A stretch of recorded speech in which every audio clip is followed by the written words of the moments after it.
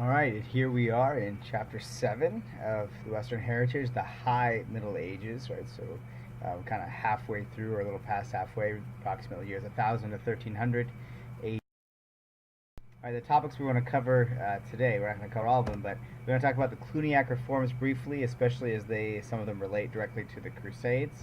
We're going to talk about the Crusades for a decent amount. Yeah, I would love to spend a long time on this, but I'll spare you some of the details.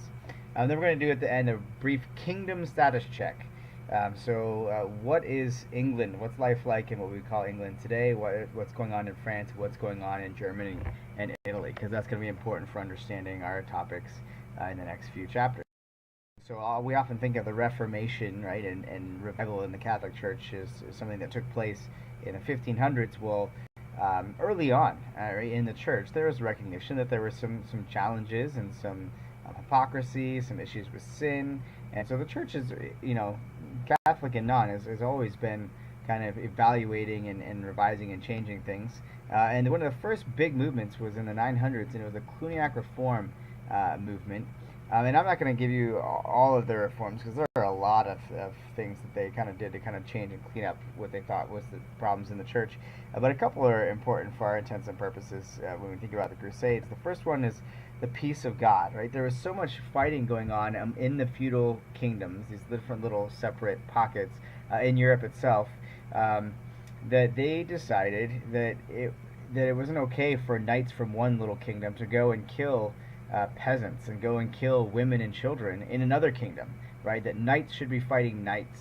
And so the peace of God was actually a religious reform with the goal of kind of setting rules of warfare and who could fight against who. And then the next one related to it was the truce of God, right? That there was so much fighting going on. There was fighting going on during holidays, during religious services, and so they actually set rules for which days of the week, right? That any knight from any kingdom could actually fight. Otherwise, they'd be in trouble with the church, and so a lot of times people would abide by it. So the truce of God, right? There's periods of truce or peace when the church says, right? Simony. This is simony or simony, some prefer. This is from the story of Acts, right? And we get the convert Simon, who thinks that he can buy the power of the Holy Spirit. And in the church, right, there was a lot of giving of office and granting of opportunities based on people paying for it. And the Cluniacs said that's enough of that, and we don't want that kind of corruption in the church. And the last thing I'll note by the Cluniacs was that they are the ones who founded the College of Cardinals, which down to in the present day is the group of cardinals from all over the world that's responsible for choosing the Pope. So again, you can see that influence of the Cluniacs down to the present day, as opposed to having kings and emperors choosing the popes because they felt like that was an opportunity for scandal if non-qualified, non-religious leaders were choosing their leaders.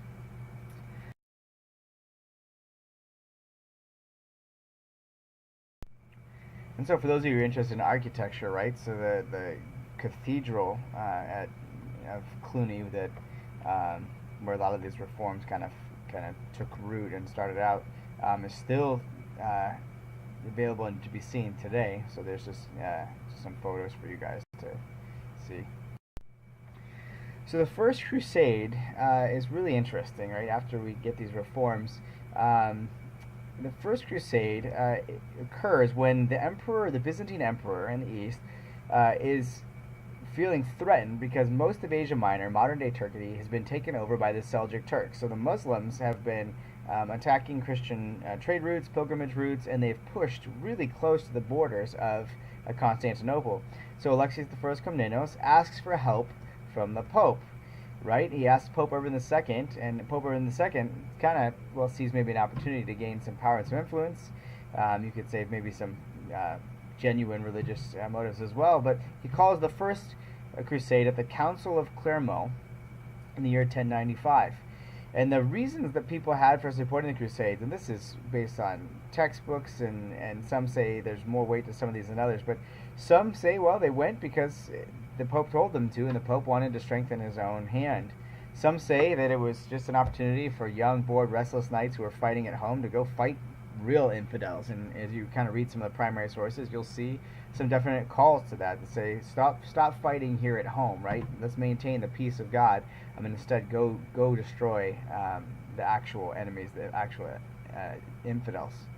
Um, Plenary indulgences. So some went because it was an opportunity to absolve themselves of sins, temporary sins, permanent sins, and there's other spiritual motives as well. And one of the great spreaders of the First Crusade, and one of the guys who preached it all over, was a guy named Peter the Hermit, and he and others took up the cry, "God wills it, Deus vult." This is what God wants. And a lot of people, out of genuine religious conviction, when you even listen to John Green's Crash Course World History, right? He doesn't have any religious bent necessarily, but he makes a strong case that people went on crusade because they really believed they were doing God's will. So there's, again, the path of the First Crusade. A number of leaders from all over Europe that emerged on Constantinople and then moved further into the Holy Land. Some thoughts on the First Crusade.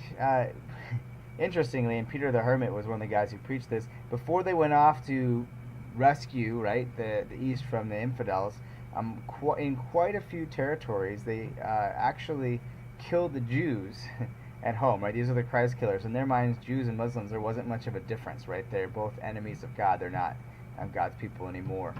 So tragic start to the First Crusade. There was a lot of controversy when they got to Constantinople because the emperor was afraid when all these armies and these rabble showed up, and he didn't want to let them into the city without swearing an oath of loyalty to him. And if you're familiar with James, right, let your yea be yea and your nay nay, that we're not supposed to be swearing oaths as Christians. So a lot of people took exception to this, and a few of them, a guy named Bohemond specifically, couldn't stand the emperor, and so he refused to swear the oath. But the Christians, despite their divisions, despite the challenges that arise, they are victorious. The First Crusade is successful. This large disorganized army, right, captures Jerusalem in 1099. The Muslims, and one of the reasons that they were able to take it is the Muslims were maybe no more united than the Christians were. There was a lot of division amongst them. And the weapons, some have argued, had some superior weapons technology brought in from the West, but nothing overly significant. But in capturing, right, Jerusalem, they set up some feudal states, right, that they had in Europe. They set up a few in the Holy Land, Edessa up to the north, Antioch just right north of the ancient land of Israel, and Jerusalem. The first king of Jerusalem selected by the group was Godfrey of Bouillon, one of the king crusaders. And they were constantly under threat. So yes, they had won, but they still had to defend their territories. And now that the Holy Land was in Christian hands, a lot of pilgrims wanted to continue to make the journey back and forth. In order to stay safe, one of the groups that was founded is called the Knights Templar, and you're probably familiar with them from movies. In fact, right, these are the ones who have the big red crosses on their shields, and are in the movies, for example, Kingdom of Heaven, they're portrayed as these bloodthirsty warmongers that just want to kill every Muslim that they see. But the Knights Templar were originally founded, right, as a group that was supposed to protect and ferry safely Christians back and forth between the Holy Land and the rest of Europe. We'll get to the Knights Templar in another chapter. So the evolution of the First Crusade. What's interesting about this one of all the Crusades, and they're all fascinating, and I'm not going to give you the details on most of them, but the original call, right, Alexius, the emperor, wants knights and soldiers to come. What actually happens is that peasants and a bunch of people from the lower classes join, and so the masses move across Europe, and it becomes successful, but quite a mess. One of the original objectives was to reestablish the peace of God among Christians, which, sure, that helped in Europe, right, that they kind of sent some of the Crusaders off, but there was continued conflict when they got to the Holy Land, and not all the Crusaders themselves saw eye to eye. Originally, right, it was kind of fight the enemies of Christ, let's push the Westerners back, push the Muslims back, but what it kind of turned into was destroy the enemies of Christ, destroy the Jews at home, destroy the Jews and the Muslims wherever we can. Now, I don't want to be exclusive and stereotype or generalize, but in a lot of cases there was some pretty extreme measures taken against these enemies of Christ. First, the original intent was to protect Eastern Christians, right? Alexius was just asking for help, but it ended up that the Western Crusaders, right, some of these kings and rulers actually set up kind of their own little colonies, their own little feudal states in the Holy Land. And then a small difference, early on a lot of the calls were kind of pilgrimage for temporary penance for sins, but by the end of the crusade, people knew that they were going for eternal salvation. That, right, if they died on the crusade or in battle, it was one of the motives. It was one of the few ways they knew to guarantee their salvation. So anyway, just a sense of how things change, and you don't want to just generalize and say this is how it was, because a lot of the goals and then what actually happened change over time. So the Second and Third Crusades, right, in 1144, so not too much after, right, less than 50 years, Edessa, one of the northern little feudal states, falls to the Muslims, and a Second Crusade is called for, and a guy named Bernard of Clairvaux is sanctioned by the Pope to call this crusade, and some resources out there say he wasn't a real huge personal fan of the crusade, but he was willing to do what the Pope asked him to do. Now, what's interesting about this Bernard of Clairvaux, he's very famous as a writer and one of the most famous Catholic preachers of the day. In fact, they believe that he wrote the hymn, "O Sacred Head Now Wounded," which you very well may have sang in your churches. So interestingly, we sing a song that was written by someone who called the Second Crusade. I guess we can't all be perfect, right? Why did the crusade fail? So they didn't even take Edessa back. This was kind of a complete catastrophe. And the Crusaders went home and they responded, well, obviously the crusade was God's will, so it must have been sin. The sin of the Crusaders or maybe some kings back in Europe. But they said that's clearly why the crusade didn't succeed. So in 1187, right, the Muslims continue to push, and one of the Saracens, Saladin, it's got a long Muslim name, but he took Jerusalem, and this was, right, in some ways the last straw for the Christians. We've got to get the Holy Land back now. So they call for a third crusade, and this is called the King's Crusade, because three different kings, Richard the Lionheart of England, Philip II Augustus of France, and Frederick I Barbarossa of the Holy Roman Empire, they all go on crusade. This one doesn't go particularly well because Frederick I Barbarossa drowns while either crossing or bathing in a river. There's some debate out there. Philip II Augustus doesn't get along with Richard III, so he goes home. And Richard the Lionheart basically goes at it himself, and he and Saladin kind of for a couple of years duel things out, and they each win different battles, and they come to respect one another as warriors and strategists, but there was no clear winner, and Jerusalem continued to stay in the Muslims' hands. So some would say it's a political failure, right? They never got what they accomplished, but it definitely kept the East and the West connected, and Richard III and Saladin kind of did come to some agreement to allow pilgrims to be going safely back and forth. There's a painting of Bernard of Clairvaux calling the Second Crusade, and there's Saladin. And I know you're all familiar with, right, Richard the Lionheart from the famous story Robin Hood, but no, that's probably not what he looked like. Here's the actual tall Richard III, warrior, King of England. So after the Third Crusade, we get a new pope on the scene, Innocent III, which is sort of ironic because he, especially according to Protestants today, would say he was far from innocent, but he is kind of one of the popes who really gives huge authority, right? Huge political power to the church, but even to the church itself is kind of known for his kind of corruption and his greediness. He calls in 1209 for what becomes known as the Albigensian Crusade. Now this is an interesting one where instead of heading to the Holy Land, he says there's some heretics down in southern France, right, that don't believe that God and the person of Christ. There's some question of heresy with the person of Christ. And so he kind of uses that as an excuse for the people in northern France, the knights, to go and capture and devastate southern France, which they do.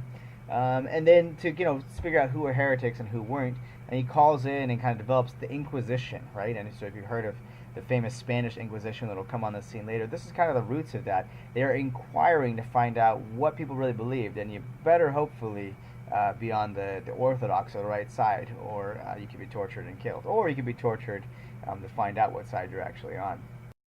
Innocent III, right, so he's also involved in the next crusade in 1202. The Fourth Crusade gets called.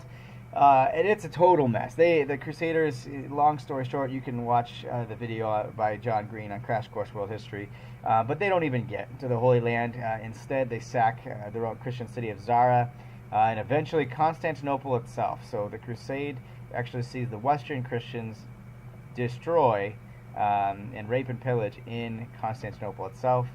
They actually, for a short period of point, a Latin patriarch in 1261. So a little bit later, a few decades later, the Genoese from Italy actually helped to kind of reinstate Byzantine control. But the Fourth Crusade is a complete debacle. And it really damages Christian power in the Middle East, right? When you get the Christians fighting one another, it kind of just opens the way for the Muslims to have more control and influence in the Middle East and across Asia Minor, right? This is kind of the path that was taken on the Fourth Crusade. The sacking of Constantinople is portrayed here. So one of the questions the question you have to ask for your discussion post or answer is how should we as Christians respond to critics today? Should we apologize for what was done, right? For the brutality and the cruelty and the massacres and surely there are a lot of things that are not to be proud of for Christians. But one of the follow-up questions is, can we really lump the Crusades together, right? That these are happening over several hundred years. In fact, we only covered we mentioned 5 total Crusades. There were dozens of Crusades all over Europe and the Holy Land that with varying degrees of success. And can you really say that they were the same? I think it would be hard to make that case. Some thoughts as you answer that question, though, and we can discuss it. I'll give you some feedback later. Our theology matters. So if you believe God wills something, you ought to do it. So you better make sure you know what God wills. Your eschatology matters, right? Whether you believe you got to set up an earthly kingdom here to welcome Christ back, or if things are supposed to get worse, right? There's supposed to be a tribulation before Christ comes back. That'll matter, and history matters. So if you know your history of the Crusades, that it wasn't necessarily the Christians who all of a sudden decided to attack, that they were actually being pushed back themselves, that might impact how you answer this question. So I said we're going to talk and do a quick kingdom check. So in the midst of this, kind of as the Crusades are going on, right, England is conquered, right, by the Anglo-Saxons, where we get the term Anglo-land or England.